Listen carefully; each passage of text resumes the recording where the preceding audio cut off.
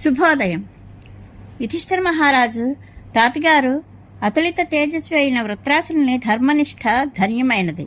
అతని సాటిలేని విజ్ఞానం, విష్ణుభక్తి కూడా కొనియాడదగినవి. ఇటువంటి ప్రభావం కల వృత్రాసుని ఇంద్రుడు ఎలా చంపాడు? ఆ ఇద్దరి మధ్య యుద్ధం ఎలా జరిగింది? ఈ కథ వినాలని నా మనసు ఉవ్విళ్ళూరుతోంది. దయచేసి అది వివరంగా చెప్పండి అని అడిగాడు. భీష్ముడు చెప్పాడు. రాజా, పూర్వకాలంలో ఇంద్రుడు రథం ఎక్కి దేవతలను వెంటబెట్టుకుని వృత్రాసురునితో యుద్ధానికి బయలుదేరాడు. తన ఎదుట పర్వతం వంటి మహాకాయుడైన వృత్రాసురుడు నిలిచి ఉండడం అతడు చూశాడు. అతడు 500 యోజనాల ఎత్తు, 300 యోజనాల లావు కలిగి ఉన్నాడు. ముల్లోకాలకు దుర్జయుడైన వృత్రాసురుని ఆ మహాకృతిని చూసి దేవతలు భయపడ్డారు. చాలా గాభరా పడిపోయారు. అది చూసి ఇంద్రునికి కూడా కాళ్లు కదలలేదు. చివరికి యుద్ధం ఆరంభమైంది.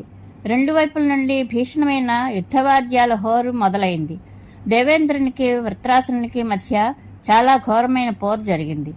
భూమండలమంతా దేవాసురుల సైన్యంతోనూ కత్తులు, పట్టిసాలు, త్రిశూలాలు, శక్తులు, తోమరాలు, ముద్గరాలు, రకరకాల రాళ్లు, ధనుస్సులు, రకరకాల దివ్యాస్త్ర శస్త్రాలతోనూ అగ్నిజ్వాలలతోనూ నిండిపోయింది. ఆ అద్భుతమైన యుద్ధాన్ని చూడడానికి బ్రహ్మాది దేవతలు, ఋషులు, సిద్ధులు, గంధర్వులు విమానాలు ఎక్కి అక్కడికి వచ్చారు. ధర్మాత్ముడైన వృత్రుడు ఆకాశంలో నిలబడి ఇంద్రునిపై రాళ్లు కురిపించసాగాడు. దాంతో దేవతలకు కోపం వచ్చి అన్ని వైపుల నుండి వారు బాణాలు కురిపించి ఆ రాళ్లవానను నిలువరించారు. కానీ మహాబలవంతుడైన వృత్రుడు గొప్ప మాయావి కూడా. అతడు మాయాయుద్ధం చేసి ఇంద్రుని అయోమయంలో పడవేశాడు. దాంతో ఇంద్రుడు మూర్చిపోయాడు. అప్పుడు వశిష్ఠుడు రథంతర సామం ద్వారా అతనికి తెలివి కలిగించాడు. వశిష్ఠుడు, దేవరాజా, నీవు దేవతలందరిలో శ్రేష్ఠుడవు, దైత్యులను అసురులను సంహరించేవాడవు, త్రిలోక బల సంపన్నుడవు. మరి ఈ రీతిగా ఎందుకు విషాదంలో మునిగిపోయావు? చూడు, నీ ఎదుట ఈ బ్రహ్మ విష్ణు మహేశ్వరులు, చంద్రసూర్యులు, మహర్షిగణం అంతా నిలిచి ఉన్నారు. కాబట్టి నీవు జాగరూకుడవై శత్రువును సంహరించు అని అన్నాడు. భీష్ముడు చెప్తున్నాడు. మహాత్ముడైన వశిష్ఠుడు ఈ రీతిగా ఇంద్రుని హెచ్చరించగా అతనికి శరీరంలో గొప్ప బలం వచ్చింది. అతడు బుద్ధిని ఉపయోగించి మహాయోగ సంపన్నుడై వృత్రుని యొక్క మాయనంతటినీ నశింపజేశాడు. అప్పుడు బృహస్పతి, ఇతర మహర్షులు వృత్రాసురుని పరాక్రమం చూసి మహాదేవుని వద్దకు వెళ్లి అతనిని నాశనం చేయమని ప్రార్థించారు. అందుపై జగత్పతి అయిన శంకర భగవానుని తేజస్సు భీషణ జ్వరమై వృత్రాసురుని శరీరంలో ప్రవేశించింది. విశ్వరక్షకుడైన విష్ణు భగవానుడు ఇంద్రుని వజ్రంలో చేరాడు. ఆపై మహామతి అయిన బృహస్పతి, పరమ తేజస్వి అయిన వశిష్ఠుడు, ఇంకా ఇతర మహర్షులందరూ ఇంద్రుని వద్దకు వెళ్లి ఏకాగ్ర చిత్తులై, దేవరాజా, వృత్రుని వధించు అన్నారు. మహాదేవుడు దేవేశ్వర, ఈ వృత్రాసురుడు బలం పొందడానికి 60,000 ఏళ్లు తపస్సు చేశాడు. అప్పుడు అతనికి బ్రహ్మవరం ఇచ్చాడు. అతడు ఇతనికి యోగులకు ఉండే శక్తి, అద్భుతమైన మాయావితనం, మహాపరాక్రమం, విచిత్రమైన తేజస్సు ఇచ్చాడు. ఇదిగో తీసుకో, నా తేజస్సు నీ శరీరంలోకి ప్రవేశిస్తోంది. ఇప్పుడు ఇతడు జ్వరం కారణంగా మిక్కిలి వ్యగ్రంగా ఉన్నాడు. ఇటువంటి దశలోనే నీవు వజ్రంతో ఇతనిని చంపు అని అన్నాడు. ఇంద్రుడు, దేవా, మీ దయ వలన మీ ఎదుటనే నేను దుర్జయుడైన ఈ దైత్యం చంపుతాను అని అన్నాడు. రాజా, వృత్రాసురుని శరీరంలో జ్వరం ప్రవేశించగానే దేవతలు, ఋషులు గట్టిగా హర్షధ్వానాలు చేశారు. ఇటు తీవ్ర జ్వరంతో తప్పిస్తున్న మహాదైత్యుడు వృత్రుడు కూడా ఆవులింతలు తీస్తూ మిక్కిలి అమానుషంగా గర్జించాడు. ఆవులిస్తున్నప్పుడే ఇంద్రుడు అతనిపై వజ్రాయుధం ప్రయోగించాడు. కాలాగ్ని వంటి పరమకాంతి గల వజ్రం అతనిని వెంటనే నేలకూల్చింది. అంతే, దేవతలందరూ అన్ని వైపుల నుండి హర్షధ్వానాలు చేయసాగారు. ఈ రీతిగా వృత్రుడు చనిపోవడం చూసి పరమ యశస్వి అయిన ఇంద్రుడు విష్ణుతేజంతో నిండి ఉన్న వజ్రాన్ని తీసుకుని స్వర్గంలో ప్రవేశించాడు. కురుశ్రేష్ఠ, అప్పుడే వృత్రుని మృతదేహం నుండి మహాభయంకరమైన బ్రహ్మహత్య వెలువడింది. అది ఇంద్రుని కోసం వెతకసాగింది. ఇంద్రుడు స్వర్గం వైపు వెళ్తున్నాడు. బ్రహ్మహత్య అతనిని పట్టుకుని అతని శరీరంలో ప్రవేశించింది. బ్రహ్మహత్యకు భయపడి ఇంద్రుడు గాభరాతో పద్మనాళంలో దూరాడు. చాలా సంవత్సరాలు అక్కడే దాక్కున్నాడు. ఇంద్రుడు దానిని తొలగించుకోవాలని చాలా ప్రయత్నించాడు. కానీ దానిని అతడు తన శరీరం నుండి వేరు చేయలేకపోయాడు. అప్పుడు అతడు పితామహుడైన బ్రహ్మ వద్దకు వెళ్ళి శిరసు వంచి ప్రణమిల్లాడు. బ్రహ్మ తన మధురవాక్కుతో బ్రహ్మహత్యను శాంతింపజేశాడు. దానిని కళ్యాణి, ఇతడు దేవరాజు, నీవు ఇతనిని విడిచిపెట్టు. నీవు నాకు ఈ ప్రియం చెయ్యి. నేను నీకు ఏం చేయగలనో చెప్పు.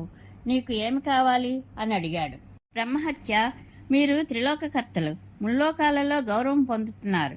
మీరు ప్రసన్నులైతే నా కోరికలన్నీ తీరినట్లే అనుకుంటున్నాను. ముల్లోకాలను రక్షించడానికి మీరే ధర్మ మర్యాదను విధించారు. బ్రాహ్మణ్ణి వధించిన వానికి బ్రహ్మహత్య అంటుతుందనే నియమం మీరు ఏర్పరిచిందే. కానీ ఇప్పుడు మీరు ఇలా కోరుకుంటే నేను ఇంద్రుణ్ణి విడిచివేస్తున్నాను. మీరు నాకు ఇంకొక స్థానం చెప్పండి అని అన్నది. బ్రహ్మదేవుడు బ్రహ్మహత్యతో, మంచిది, నీకు నేను స్థానం నిర్ణయిస్తాను అని అతడు ఉపాయంతో ఇంద్రుని నుండి బ్రహ్మహత్యను తొలగించాడు. అప్పుడు అతడు స్మరించగానే అక్కడకు అగ్నిదేవుడు వచ్చి అతనిని, దేవా, నాకు ఏమి ఆజ్ఞ అని అడిగాడు.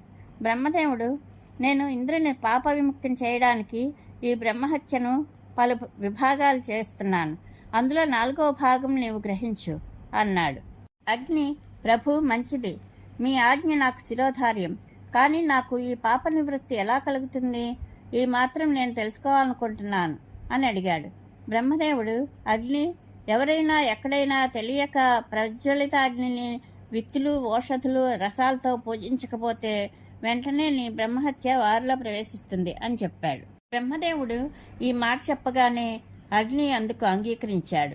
బ్రహ్మహత్యలోని 4వ భాగం అగ్నిలో ప్రవేశించింది.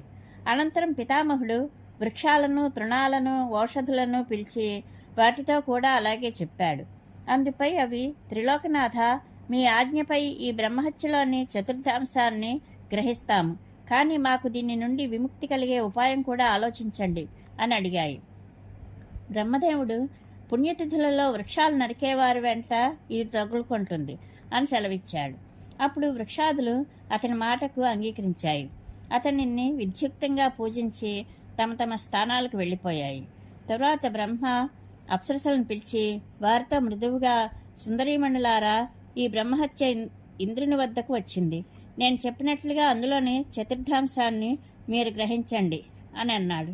అప్సరసలు, దేవేశ్వర, మీ ఆజ్ఞతో మేము దీనిని గ్రహించడానికి సిద్ధంగా ఉన్నాం. కానీ మేము దీని నుండి విముక్తి పొందే సమయం గూర్చి కూడా దయచేసి ఆలోచించండి అని వేడుకున్నారు. బ్రహ్మదేవుడు, మీరు నిశ్చింతగా ఉండండి. రజస్వలైన స్త్రీతో సంగమించిన వారిని వద్దకు ఇది వెళ్ళిపోతుంది అని చెప్పాడు. బ్రహ్మదేవుని ఆజ్ఞను శిరసావహించి అప్సరసలు తమ స్థానాలకు వెళ్ళి విహరించసాగారు. ఆ తరువాత లోకవిధాత అయిన బ్రహ్మ జలాన్ని స్మరించాడు. వెంటనే జలదేవత ప్రత్యక్షమైంది. బ్రహ్మకు నమస్కరించి, ప్రభు, మేము వచ్చాము, చెప్పండి, ఏమి ఆజ్ఞ అని అడిగింది. బ్రహ్మ, చూడు, ఈ బ్రహ్మహత్య వృత్తిని శరీరం నుండి వెలువడి ఇంద్రుని వద్దకు వచ్చింది. నా ఆజ్ఞతో దానిలోని 4వ భాగాన్ని నీవు గ్రహించు అన్నాడు. జలం, లోకేశ్వర, మీరు చెప్పినది మాకు అంగీకారమే. కానీ మేము దీని నుండి నిస్తరించే సమయం కూడా నిశ్చయించండి అని అడిగింది. బ్రహ్మదేవుడు, బుద్ధి తక్కువై ఏ మనిషి నీటిలో ఉమ్మివేస్తాడో, మలమూత్రాలు విడుస్తాడో అతని వద్దకే మిమ్మల్ని విడిచి ఈ బ్రహ్మహత్య వెళుతుంది, అతనిలోనే ఉంటుంది అని వర్ణించాడు. భీష్ముడు చెప్తున్నాడు, రాజా, ఈ రీతిగా బ్రహ్మహత్య ఇంద్రుని విడిచి బ్రహ్మ చెప్పిన వేర్వేరు స్థానాలకు వెళ్ళిపోయింది. అనంతరం బ్రహ్మదేవుని ఆజ్ఞతో ఇంద్రుడు అశ్వమేధయాగం చేశాడు. మహారాజా, ఈ రీతిగా దేవరాజు శక్రుడు తన సూక్ష్మబుద్ధిని ఉపయోగించి ఉపాయంతో వృత్రాసులను వధించాడు. పుణ్యతిథులలో బ్రాహ్మణ సభలో ఈ దివ్యకథను చెప్పిన వారికి ఏ రకమైన పాపము అంటదు. ఈ రీతిగా నేను వృత్రాసుర ప్రసంగంతో ఇంద్రుని యొక్క ఈ అద్భుత చరిత్రను వినిపించాను అని భీష్మ పితామహుడు ధర్మరాజుకు చెప్పాడు. పరమేశ్వరానుగ్రహ ప్రాప్తిరస్తు. శుభం భూయాత్.